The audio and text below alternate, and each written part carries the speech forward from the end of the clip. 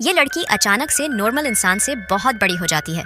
दरअसल एक alien spaceship के हमले की वजह से ये लड़की बहुत बड़ी हो जाती है और अपने पति के पीछे पड़ जाती है। कहानी की शुरुआत में हम नैन्सी को देखते हैं जो अपनी कार से कहीं जा रही है। नैन्सी अपने पति हैरी को कॉल करती है, लेकिन हैरी अपने ऑफिस में नहीं था।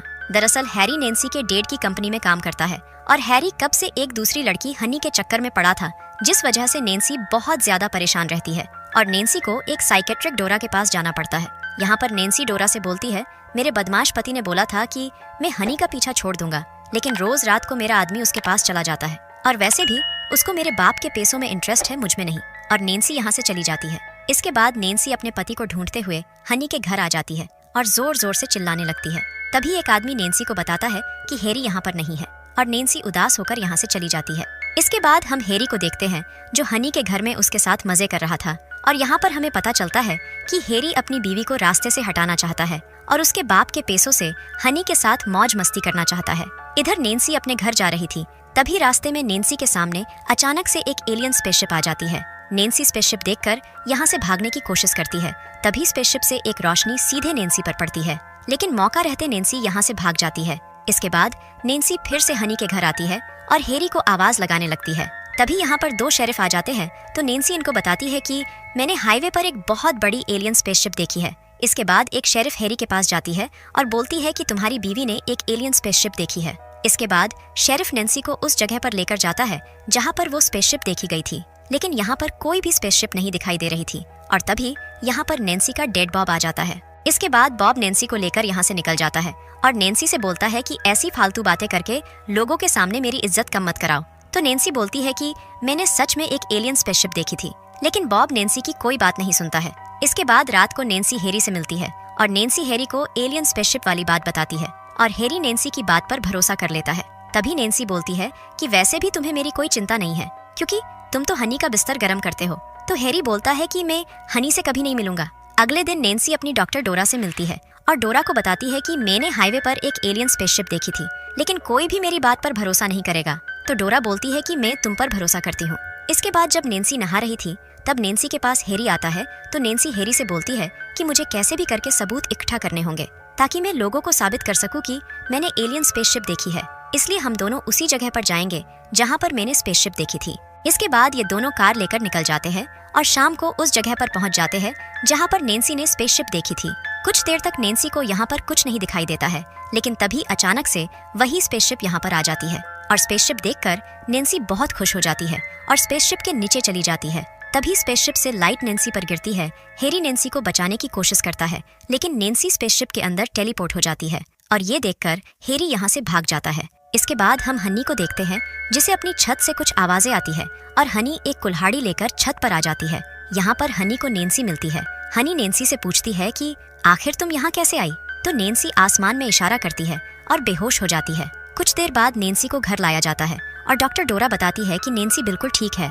तभी यहाँ पर नैन्सी आ जाती है और बोलती है कि मैं पागल नहीं हूँ, आप सभी को मेरी बात पर भरोसा करना होगा। लेकिन यहाँ पर हैरी और बॉब नैन्सी की माँ के बारे में उल्टा सीधा बोलने लग जाते हैं, जिस वजह से नैन्सी को बहुत गुस्सा आता है और अचानक से नैन्सी के कपड़े फटने लगते हैं और नैन्सी नॉर्मल इंसान से बहुत बड़ी हो जाती है। अगले दिन हैरी विक्टर नाम के डॉक्टर को लेकर आता है ताकि वो नैन्सी का चेकअप कर सके। इसके बाद डोरा विक्टर को नैन्सी के पास लेकर जाती है। यहाँ पर डोरा विक्टर को बताती है कि नैन्सी का आकार बढ़ गया है, लेकिन ये बिल्कुल नॉर्मल है। इसके बाद विक्टर नैन्सी को अपनी लेब में चलने के लिए बोलता है ताकि हम तुम पर अच्छे से नजर रख सके, लेकिन नैन्सी विक्टर को मना कर देती है। इसके बाद रात को नैन्सी से मिलने इसके डैड आते हैं और बोलते हैं कि तुम्हें अंदर जाकर आराम करना चाहिए। तो नैन्सी बोलती है मैं बिल्कुल ठीक हूँ, बस आसमान में देखकर आराम कर रही हूँ। आगे नैन्सी बोलती है क्या आप मुझे पहले जैसा बना सकते हैं? तो बॉब बोलता है डॉक्टर इसी चीज पर काम कर रहे हैं। इसके बाद नैन्सी स्विमिंग पूल में नहाने लगती है। तभी नैन्सी के पास हैरी आता है और पूछता है क्या तुम ठीक हो? तो नैन्सी बोलती है मैं बिल्कुल ठीक हूँ, बस मेरा दिल कभी कभी तेजी से धड़कने लगता है। इसके बाद जब हैरी यहाँ से जाने लगता है तो नैन्सी हैरी को कल डिनर पर इनवाइट करती है और हैरी मान जाता है। अगले दिन नैन्सी से मिलने डोरा आती है तो नैन्सी डोरा को बताती है कि आज रात मैंने हैरी को डिनर पर बुलाया है, काश मैं पहले जैसी होती। ये बात सुनकर डोरा को अच्छा लगता है। इसके बाद विक्टर डोरा और नैन्सी को बाहर बुलाता है और हम देखते हैं कि विक्टर के हाथ में एक बहुत बड़ा इंजेक्शन था। इसके बाद नैन्सी बाहर आती है और विक्टर से इंजेक्शन के बारे में पूछती है तो विक्टर बताता है कि इसमें कुछ विटामिन और खनिज पदार्थ है। तभी डोरा बोलती है कि नैन्सी को इसकी कोई जरूरत नहीं है, तो विक्टर बोलता है कि मेरे पास नैन्सी के पति की परमिशन है और तुम्हारे पिता की भी। तो नैन्सी बोलती है मेरी परमिशन का क्या, और नैन्सी इंजेक्शन छीन लेती है और विक्टर को डराने लगती है। इसके बाद नैन्सी इंजेक्शन फेंक देती है और यहाँ से चली जाती है। इसके बाद रात को हैरी नैन्सी के पास आता है और ये दोनों बैठकर डिनर करने लगते हैं। यहाँ पर नैन्सी हैरी से पूछती है कि आखिरी बार हमने कब ऐसे डिनर किया था। तो हैरी बोलता है हमने कई बार अकेले ऐसे डिनर किया है। आगे नैन्सी हैरी से बोलती है क्या तुमने गुलिवर की यात्रा के बारे में सुना है। तो हैरी बोलता है मैंने इसकी बुक पढ़ी थी। तो नैन्सी बोलती है कि मैंने अपने आप को गुलिवर के रूप में सोचना शुरू कर दिया है और अब सभी लोग मुझे छोटे छोटे खिलौने लगते हैं। और नैन्सी बहुत सारी बातें करती है। तभी हैरी बोलता है तुम पागल हो चुकी हो और वैसे भी तुम एक बहुत बड़ी गलती हो। ये बात सुनकर नैन्सी को बहुत गुस्सा आता है और नैन्सी गाड़ी उठाकर फेंक देती है। इसके बाद हैरी बोलता है कि तुमसे तो बेहतर हनी है, दिखने में भी और बिस्तर पर भी। और ये दोनों लड़ने लग जाते हैं जिस वजह से नैन्सी को बहुत ज्यादा गुस्सा आता है और तभी नैन्सी बेहोश होकर गिर जाती है। इसके बाद हम बॉब को देखते हैं जो अपने प्रोजेक्ट पर बिजी था और इसे नैन्सी की जरा भी फिक्र नहीं थी।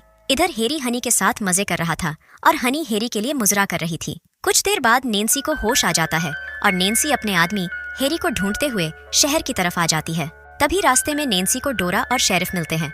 नैन्सी इनसे हैरी का पता पूछती है तो डोरा नैन्सी को शहर की तरफ जाने से मना करती है, लेकिन नैन्सी यहाँ से निकल जाती है और सीधे हनी के घर आ जाती है। इसके बाद हनी गन उठा लेती है, लेकिन नैन्सी छत तोड़कर हनी की गन को फेंक देती है।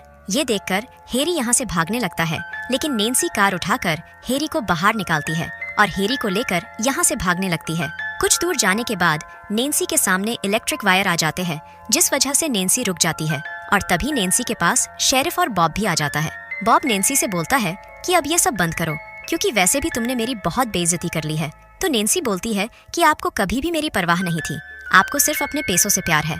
ये बात सुनकर बॉब शेरिफ को फायर करने के लिए बोलता है और जैसे ही शेरिफ ऑर्डर देता है सभी नैन्सी पर हमला करने लग जाते हैं, जिस वजह से नैन्सी पीछे इलेक्ट्रिक वायर पर गिर जाती है और इसे जोर का शॉक लगता है। लेकिन अचानक से यहाँ पर वही एलियन स्पेसशिप आ जाती है और नैन्सी और हैरी को अपने अंदर टेलीपोर्ट कर लेती है। सभी लोग ये देखकर हैरान हो जाते हैं और स्पेसशिप यहाँ से चली जाती है। कुछ समय बीत जाने के बाद हम हैरी को देखते हैं जिसे स्पेसशिप के अंदर कैदी की तरह रखा गया था। इसके बाद हम नैन्सी को देखते हैं जो अब स्पेसशिप के लोगों की सदस्य बन गई थी। नैन्सी हैरी से बोलती है कि अब तुम्हें ऐसे ही रहना होगा, क्योंकि अब यही हमारा घर है, और नैन्सी यहाँ से चली जाती है और ये मूवी यहीं पर खत्म हो जाती है।